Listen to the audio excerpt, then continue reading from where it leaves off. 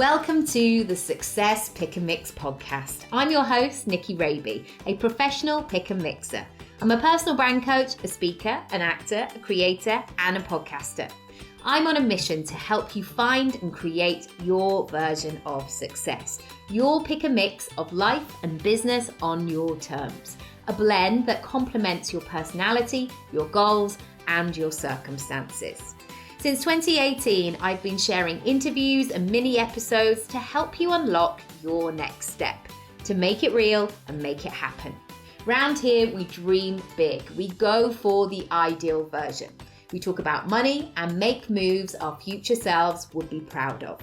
This podcast is free and available for you whenever you need it. So do rate, review, and subscribe for new episodes.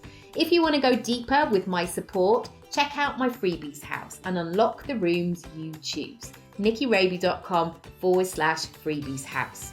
I also have workshops, programs, and one-on-one bespoke offerings. For prices and availability, go to nickyraby.com.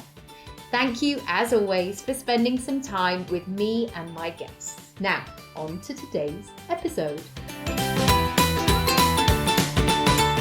In today's episode, I'm talking to Laura Mulvaney, who is the founder and creative director of Electric Sunshine.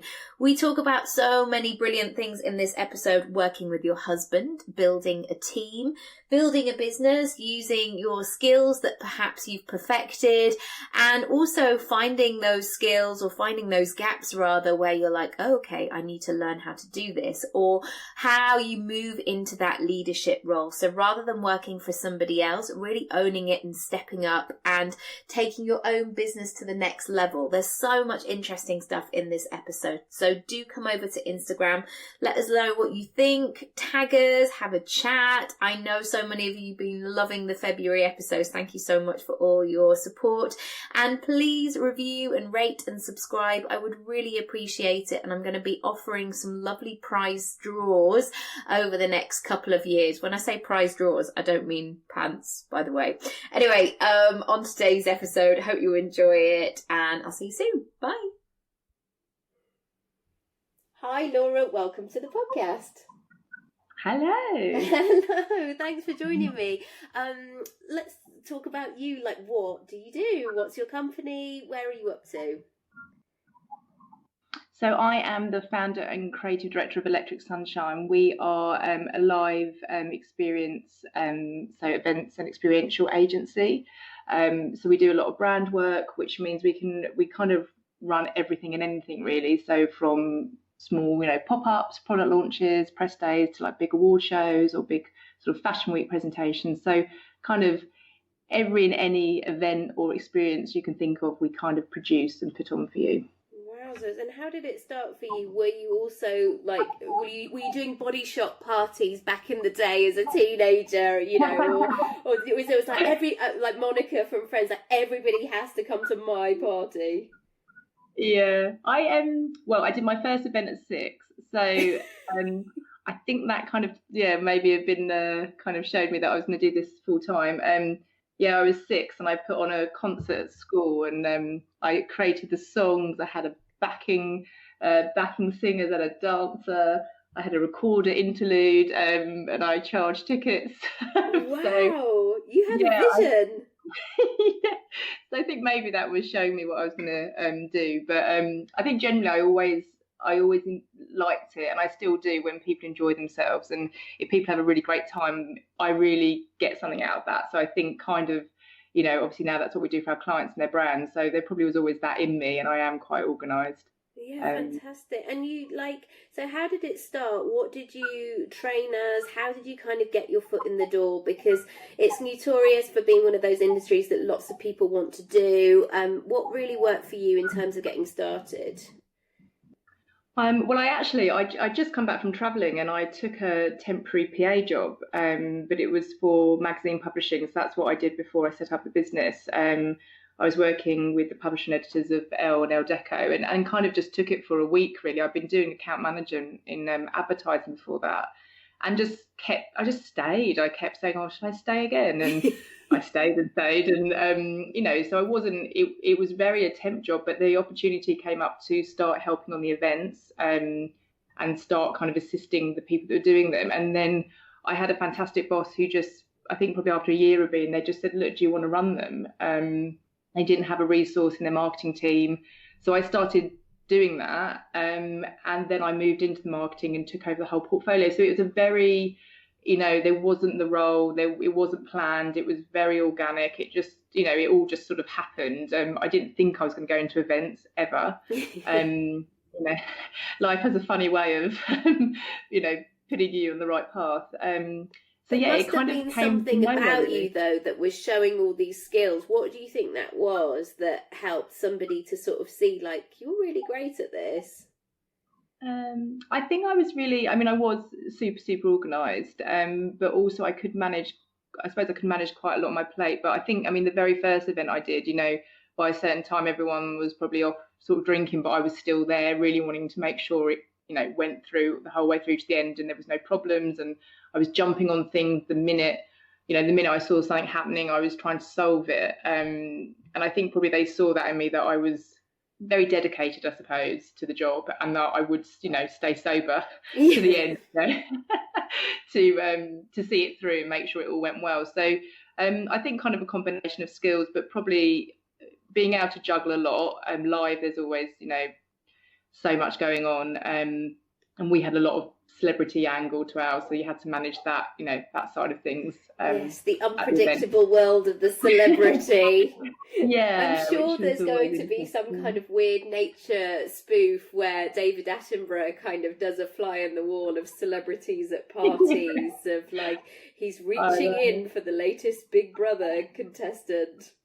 Yeah, we're always saying we need to write the book, all the stories. There's so many stories. Totally. But, they were great. It kept you on the toes. You always had to solve something. There was always be something that you hadn't planned. So I think kind of being able to, dedication. Events are really hard work.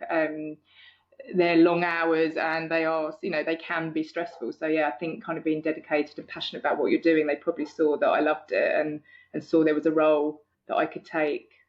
Fantastic. And what happened, you sort of knowing that you wanted to start to set up on your own? Because I think sometimes people are waiting for that moment, the stars aligning or something to happen to know, right, okay, it's ready for me to make the leap. But then sometimes waiting for the perfect time can be really tricky because you're not quite sure what that was. How did it work out for you?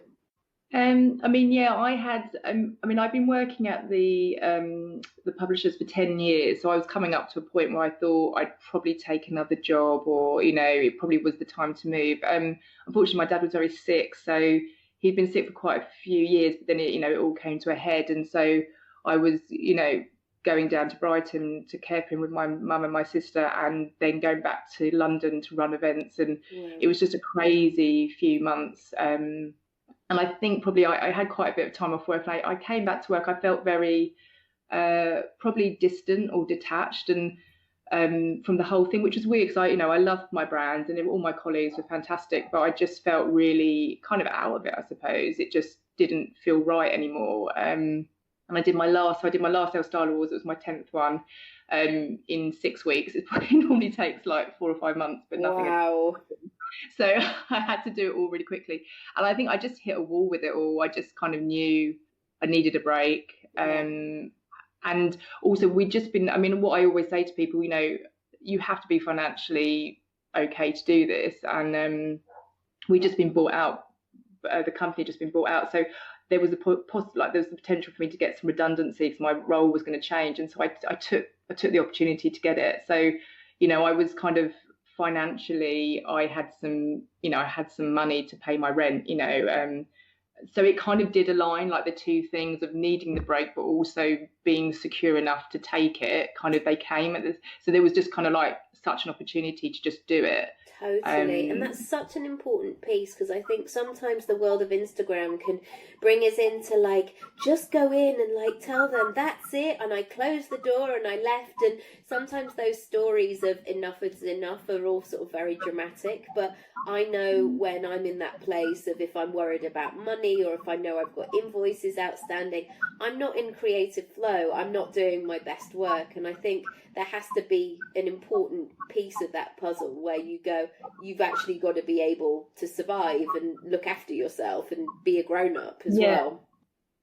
Exactly. And like, just like you said, you're not going to be able to do that thing if you're stressing about how am I going to pay the rent, how am I going to do the bills, or just the little things. You've got to be secure. I mean, I love it, that obviously people call it the side hustle, but when you're doing things, you're building your business on the side of doing something permanent with an income. I think that's a really clever way of doing it, because you have to have the money. It's otherwise you can't go and get your website. I mean, I got mine done because I'm an absolute technophobe, but you can't go and get the things you need to do. You can't get them done because you haven't got that resource. So for me, it definitely was the two things coming together that felt like the right time. Yeah, and it's kind of like going on a date, going, hi, I'm really keen to meet somebody, like, can we just get this signed, sealed, delivered really quickly and make sure that we're going to be together for the rest of our lives? Nothing smells worse than desperation in that way. So I think it's a really sort of savvy plan. So I guess how did you start that next step of knowing sort of what your niche was and starting to make those moves into getting first clients and meeting people? Because I think sometimes there can be this thing of going out on your own can feel a little bit glorified sometimes, like I can work my own hours and this is great. But sometimes that first day of sitting at your desk going, right, so how do I build this business then? What were the things that really helped you to get momentum and make progress? Yeah.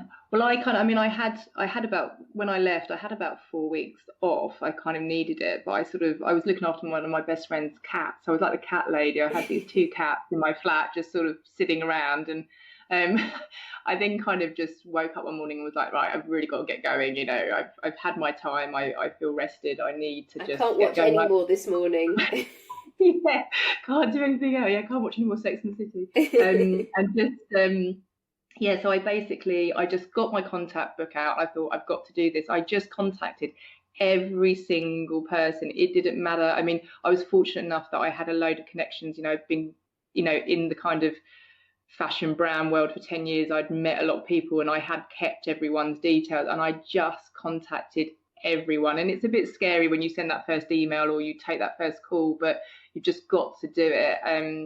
And I just started to do it, and then things started coming up and opportunities came up, and I took every opportunity. I didn't care about the money. I didn't care about, I just wanted to do everything. So I said yes to everything, which made me quite busy. I was kind of like running, into different jobs and like running across Soho to get from one place to the other.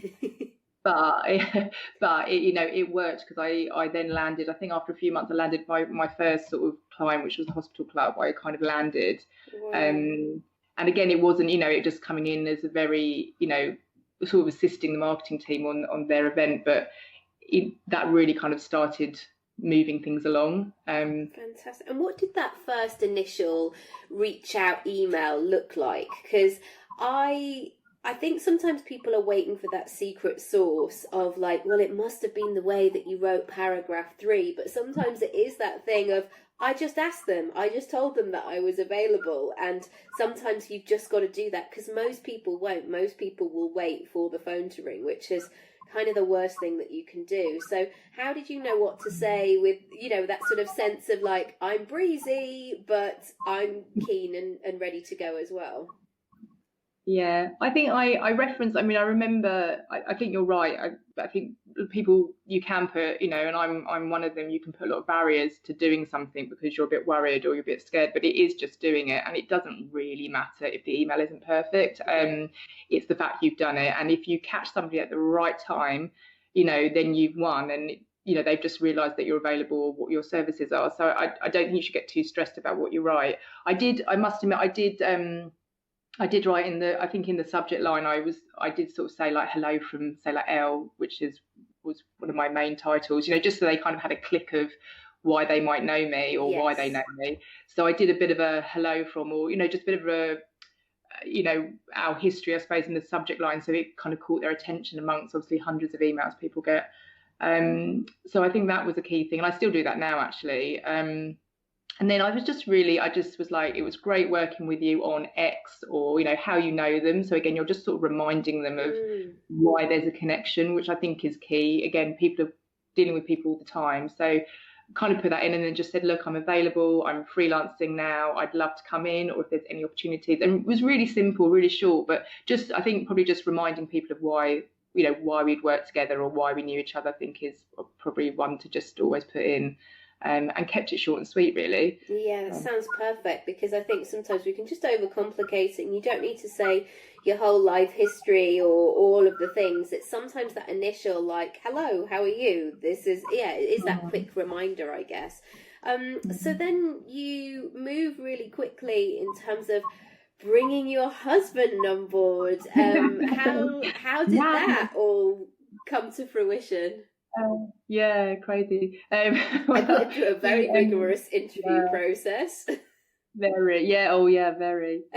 No, I've been going for about a year, and it was, the work was going well. I was getting the work in, and I thought, oh, okay, this could be something. And I just needed help. I think everyone, if you're going to set something up or do, you've got the skills, you obviously are good at what you do, but the running a business is a whole nother thing. You just, you're so unaware of everything that goes into it. And I think I was just really struggling with the business side of things, and I really needed a partner. I just knew I needed someone to help me, bounce ideas off, figure out tax, all these different things. And basically Ian had been working at a sort of a social kind of influencer marketing agency, and was just not quite sure if it was right for him. And I just said, look, why don't we just do this together? Why don't we just, try and make this work? How fabulous would that be? And I think with Ian, I knew he was going to bring a whole different set of skills, which I think is really important with your business partner. So you're both bringing different things to the party. We have a fundamental, me and him are very same. We're super hardworking. We like things to be right. We don't stop till they're done, kind of. So we have the same values, but very different skills. And I think that's why it works and does work so well. I think we're just lucky, really, that we could do it. Has there been anything that, like, sort of boundaries or rules that you have in place that have really sort of not only nurtured your working relationship, but also your life relationship, and now that you're parents as well? Do you have any? I mean, I'm imagining you're like the Beckhams, really. Like, when our dinner is being served, like, we're not talking about visit, or like, what sort of things have really helped? We definitely, we live and breathe the business. We talk about it all the time. We're always working in the evenings or at weekends, and I think if you're passionate about something, that's always going to happen. I don't think you can, like you said, really avoid it. But we do have certain rules. When we pick up our daughter Ella, if we're both there, we don't talk about work until she's in bed. We have that time as a family, which is one of the perks. So we don't start talking about what happened or what email. We just leave it. And also we do try to stop talking about work by like 10 at the latest, because then you just can't sleep. And I think self-care is really important when you run a business. But 9 sort of 10 is the max. We just have to stop. But it is quite hard, I must admit, to just kind of be really strict about something. But having the kind of, and I think family time for us is family time. So if we're all going to be together on a Saturday, that's that, and we switch off. So nice. I think kind of she puts a rule in on us. Do you know what I mean? I think almost like if she's around. There's nothing like a toddler and their own agenda to kind of go, oh, okay, this is what we're doing then. Right, fine. Yeah. Switching into mum mode, yeah. Yeah. And how has that been since having Ella? Like, I think sometimes... sometimes Matt and I will both do the pickup, and I'm sure like so many of the different nursery teachers will say like, what do you two do? Almost like you're always around. I mean, maybe they just think that we've got like rock star parents and we just sit around all day sitting on inheritance, which is far from the truth. But if we are around or working from home, we try and do it together. But what have you found has really benefited in terms of parenting, and what does Ella gain? What do you gain from working together and being freelance and flexible? I think definitely the biggest thing is how we parent. We've made, I'm not calling them sacrifices, but for example, we live in a 2-bedroom flat. We don't live in a house. We don't have a car. Those things we could have if we were salaried. And we were very kind of aware that certain things we're not going to do because we have the business. So, but then on the flip, I think the biggest thing is that we do get to both parent Ella. Ian's always home. She sees him, I would say the majority of evenings. I went back to work after 4 months after having Ella, and he had 3 months paternity. He took her for 3 months, and I don't think you can get that time back. I think we're very lucky. So as much as we might not be doing, there might be some things in our life that we're not doing because of the business. She gets to see us a lot. She has a lot of time with both of us, which I think is super important. I have Fridays off with her. I felt like I was owed my time back because I didn't have proper maternity. So I have my Friday with her, but then Ian will have his, sometimes he'll have Friday with her. And I just think it's so nice. So she sees a lot of us. I think it's definitely why we do it. I think, we do it because we love it, but also that flexibility of she just gets to see us so much. And I think that's just lovely, at this sort of young, age. Totally. And that sense of being able to kind of control not control, but sort of manage your own life. And I love what you said about your bio, that sense of trying to be really conscious about what your personal and professional life actually looks like. And I think so quickly, like whether you run your own thing or you work for somebody else, sometimes we can just get caught in the system or get caught in other people's expectations. And I think it's so important to have that time just to step back and go, hang on a minute, is this actually making me happy? Like, is this what I need to be doing? And I did this talk yesterday at MTV, and my final question to them, because they'd set loads of goals, they thought about what they were doing for the year, I asked them, what are you now available for and what are you unavailable for? And you could see kind of like the sassiness rearing up in people, like, I am so unavailable for that now. But it was really interesting to see that shift of somebody actually saying, okay, I'm going to make this conscious decision. I would love to talk about how you pitch and how you sort of create packages for people and how you sort of stand out in the market and all of that sort of process. Because I know so many of my clients get stuck in this, I don't know how to price, I don't know sort of what to offer. How do you go about these sort of things? I think, we did some work only actually last year. So we've been going for 6 years, and last year we really kind of nailed our vision, who we are and our core. And I think that is important work to do, that what is your USP? Like, why do you stand out from everyone else? For us, our sort of, I suppose, what goes to the company is positive work. So it's how we work, it's how our approach to everything, but also it's obviously we're creating positive work, positive experiences. So we kind of like nailed what, and that has really helped. That kind of obviously is how we lead in. So I think knowing what what are your values, what's at your core of your business, and kind of communicating that is really important to do. Finding some time to kind of get that right and present that to people. I think not being afraid to charge for your time. It's really hard when you start a business and you're so worried. You're like, oh, I don't feel like I should charge this, and oh, they're going to think it's too expensive. But you have to value yourself. You have to kind of just be brave and confident and go, no, this is what I'm charging. Look at your competitors. We always kind of slightly go under what our competitors are charging because you want to be competitive. But you have to charge correctly. And I really think it's brave and ballsy, but you've got to do it, and the right people will pay the money because they will respect what you do and value it and your time. So I think kind of just being confident with your fees, and you can play around with them, which is great. If that was, you can kind of see how the last few months have gone. But I think we kind of, we charge by how much time it's going to take us, and we actually use something. It's an online system called Everhour. Which tracks our time. So we know how much time we're spending on jobs. We constantly overservice everyone, but we can see that we are charging correctly. So that could be something that people might find interesting to use. You can just because I think sometimes your time on something just goes and you don't even know how much time you've spent, and hours add up to, your time you should charge on an hourly basis in your head.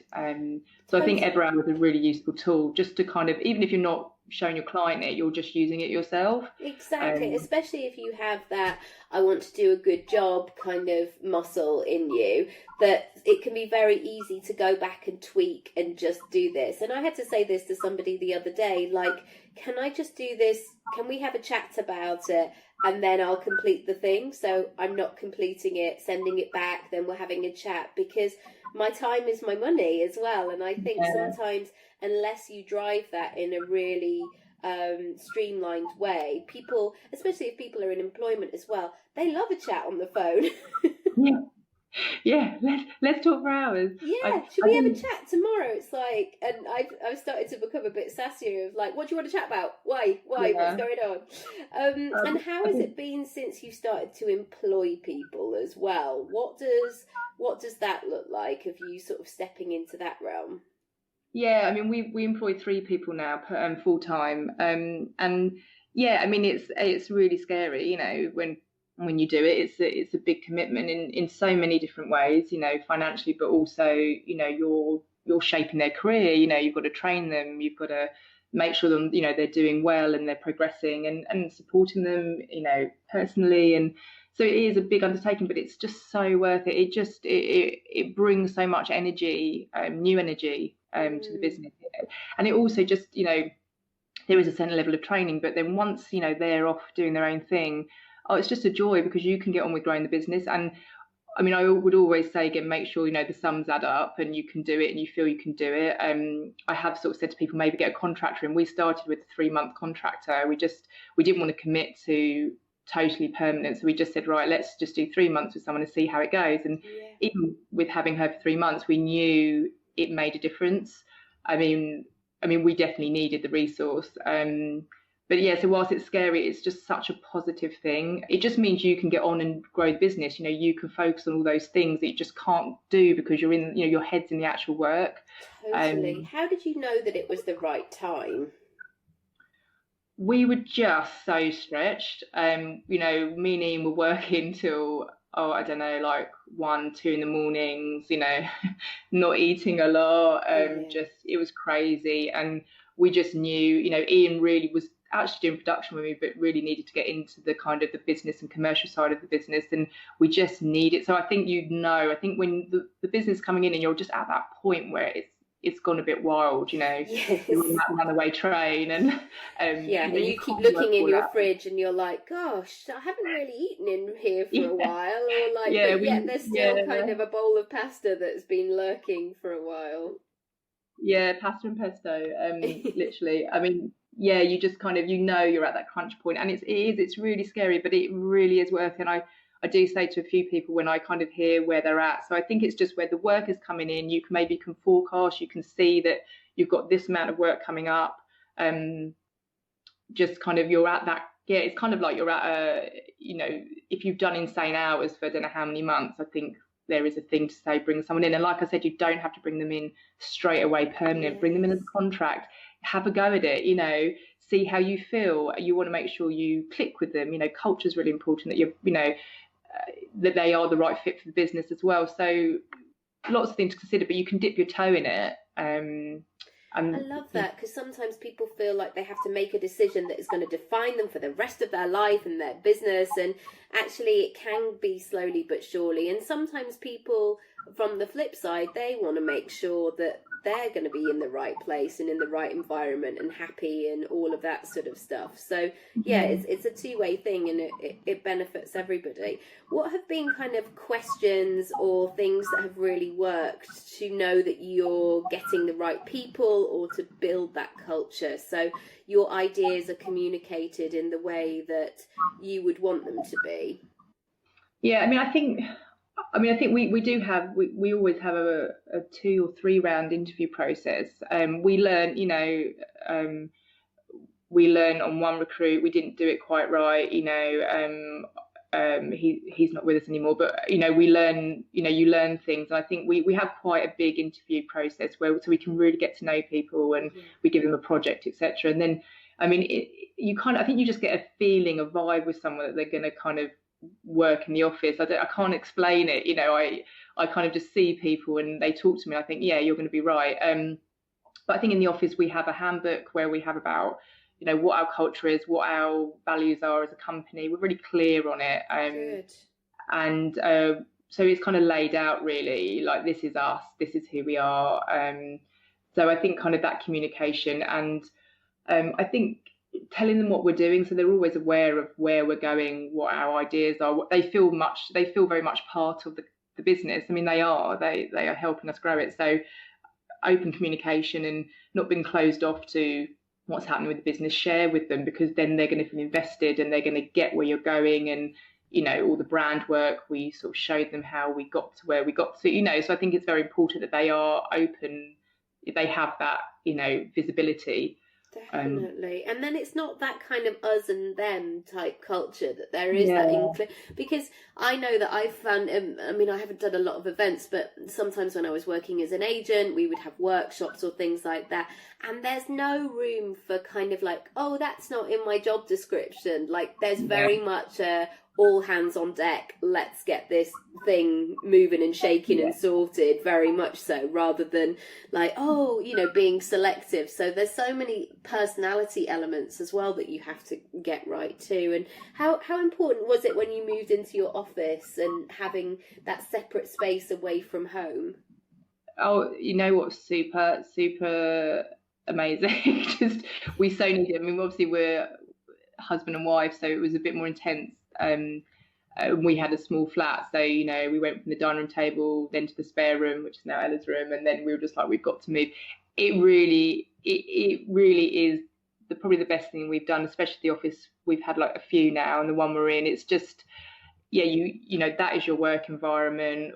We're creating a really lovely space. I mean, I think the thing that I say to people, when you start your own business, you can sometimes be in the 9-to-5 rhythm still, because that's what's ingrained in you. That's what you've always known. And what you have to do is lift your head up and go, no, this is my office. How do I want my office to be? And what do I want it to look like? And, we've changed ours even recently around. So we have like a relaxation kind of quiet area where we have all our books and magazines and just a chance to go and be quiet, because that's what we wanted. I think sometimes you just sort of forget that this is your business, and have fun with it and get an office and make it what your perfect office would be. If you want to have a dog in the office or Jo Malone candles, have a Jo Malone candle.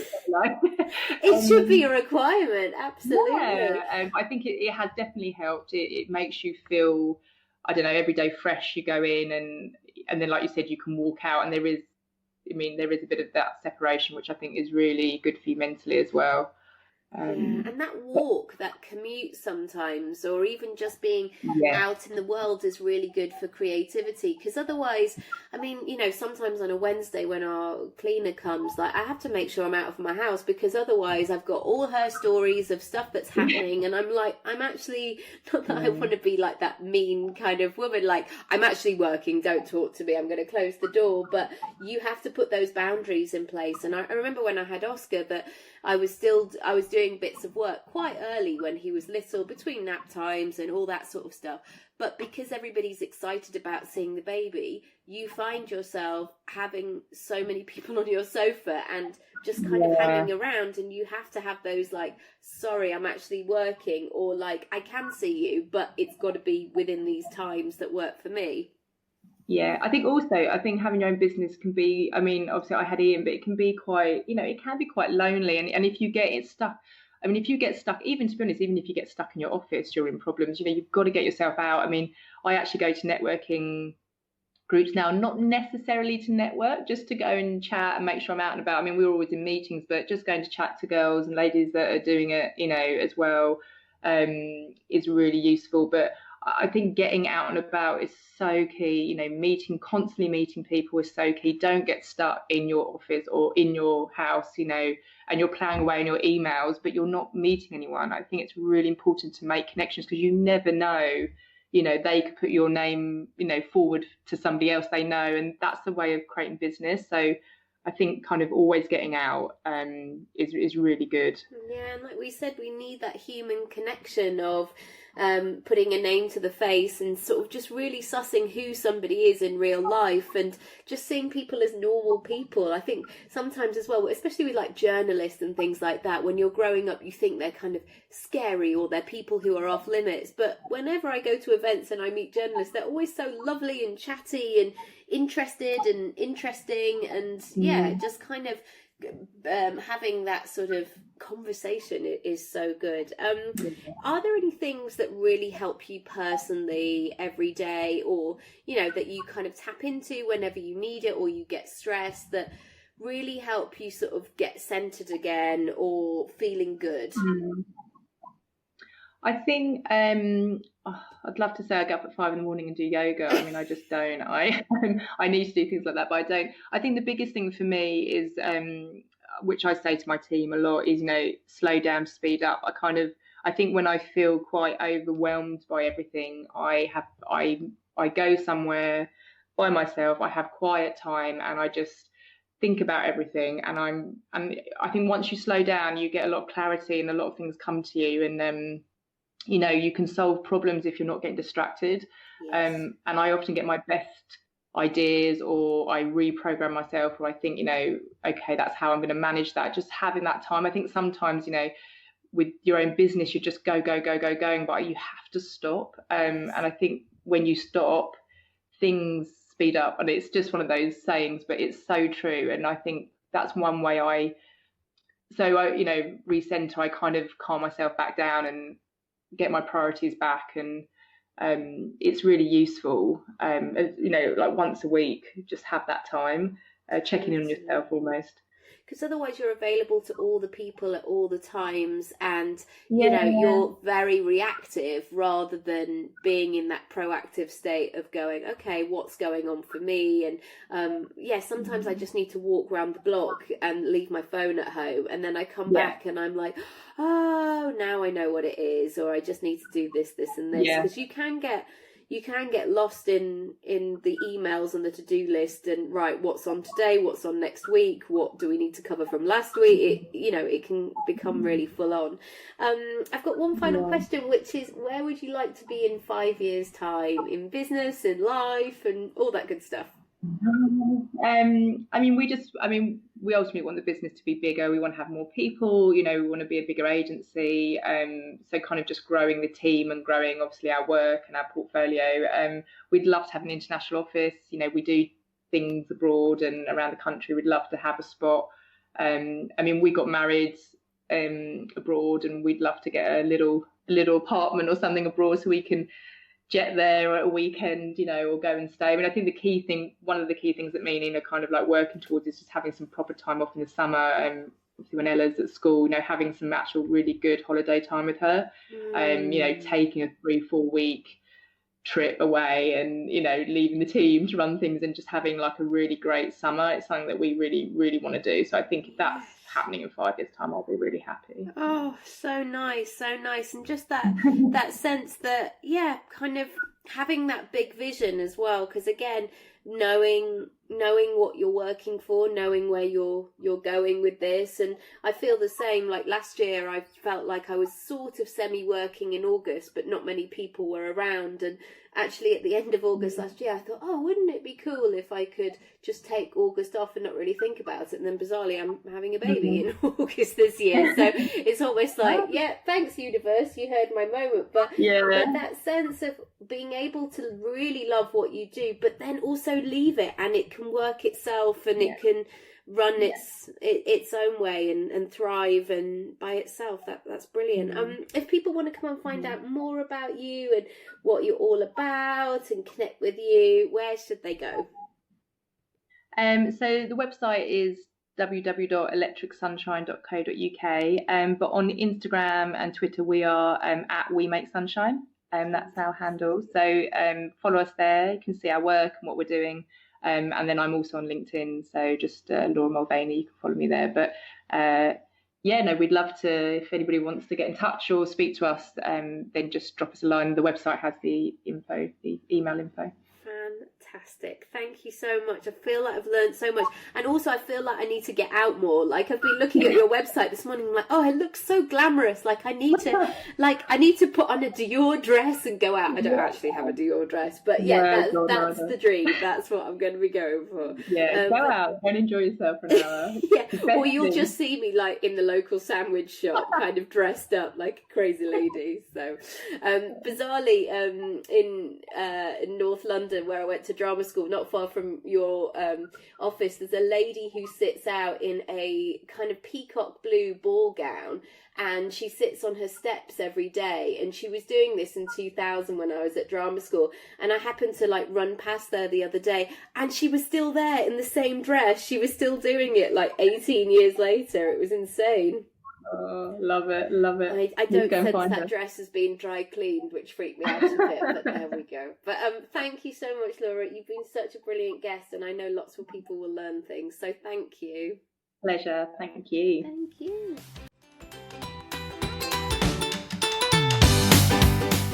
Thanks so much for listening to today's episode. If you haven't already, feel free to rate, review, and subscribe for all the brand new episodes.